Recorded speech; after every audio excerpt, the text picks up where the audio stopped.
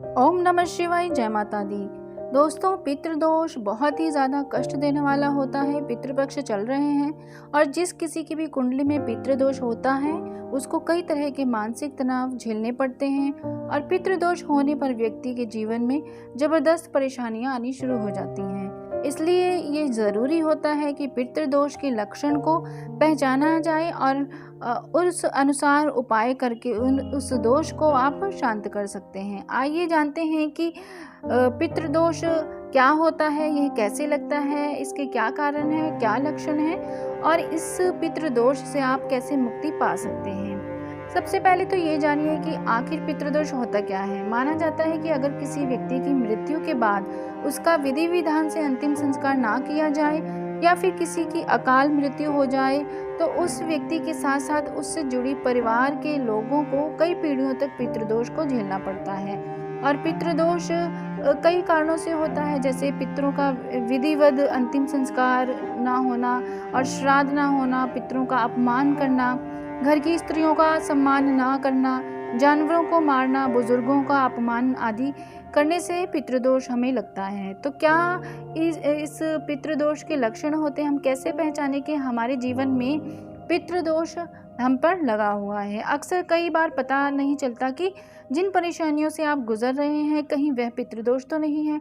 इसलिए बहुत ज़रूरी है कि जीवन में अगर कुछ भी अच्छा नहीं हो रहा है आपके और उसके कारणों को आप जान सकें कि यह क्या कारण है जिसकी वजह से हमारे जीवन में परेशानियां जो हैं वह नज़र आ रही हैं। आपको जो परेशानी मामूली नज़र आ रही है वह पितृदोष भी हो सकती है। पितृदोष होने पर व्यक्ति के जीवन में सबसे पहले जो होता है संकेत वह ये होता है कि संतान का सुख नहीं मिल पाता।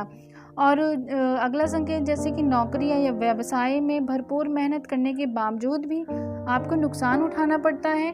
परिवार में अशांति बनी रहती है और किसी न किसी सदस्य का खराब स्वस्थ रहता है। और जीवन में होने वाले जो मांगलिक कार्य होते हैं, शादी विवाह, उनमें अड़चनें आती हैं और वह इस प्रकार के मांगलिक कार्य नहीं घर में हो पाते। घर में कलह कलेश होता है बिना किसी बात के। और जो धन होता है हमारे पास, हमारे जीवन में जो धन होता है वह सही कामों में उपयोग नहीं होता है, अधिकतर बीमारियों में होता है या घर में किसी प्रकार की आकस्मिक दुर्घटना का कोई घर में शिकार हो जाता है। इस प्रकार के ये जो संकेत होते हैं वह हमें इससे हम पता लगा सकते हैं कि हमारे ऊपर पितृदोष लगा हुआ है। और कलह कलेश जो है वह बिना बात के होने लगता है। कई बार आप बैठे हैं, नॉर्मली सोचा भी नहीं होता कि कलह कलेश होगा और छोटी सी बात का बतंगड़ बन जाता है। इस प्रकार के घर में माहौल हो जाता है और कलह कलेश डेली ही होना शुरू हो जाता है। इसके लिए आप अगर जान गए हैं, ये लक्षण आपके जीवन में आपको देखने को मिल रहे हैं, तो फिर आप समझ लीजिए कि पितृदोष लगा हुआ है। बाप की बेटे से नहीं बनती होती है। पुत्र होता है जो वह अपने पिता की बात नहीं सुनता, बात नहीं मानता और एक तरीके से सही राह पर चलना बंद हो जाता है। तो यह सभी दोष होते हैं पितृदोष के। और चलिए इसके क्या उपाय करने हैं आपने, या आप पितृदोष से मुक्ति के लिए क्या उपाय करें। शाम के समय पीपल के वृक्ष पर आप दीपक जलाएं और महामृत्युंजय मंत्र या रुद्र सूक्त या पितृ स्त्रोत का पाठ कर सकते हैं। नवग्रह स्त्रोत का भी पाठ कर सकते हैं। इससे भी पितृदोष की शांति होती है। इनमें से कोई भी आप स्त्रोत कर सकते हैं। फिर से रिपीट करती हूँ, महामृत्युंजय का पाठ हो गया, महामृत्युंजय का मंत्र हो गया, रुद्र सूक्त का पाठ हो गया, पितृ स्त्रोत हो गए, नवग्रह स्त्रोत का पाठ हो गया। इसमें से आप कोई भी पितृ शांति के लिए आप पाठ कर सकते हैं। प्रतिदिन इष्ट देवता व कुल देवता की पूजा कर सकते हैं। ऐसा करने से भी पितृदोष जो है वह शांत होता है।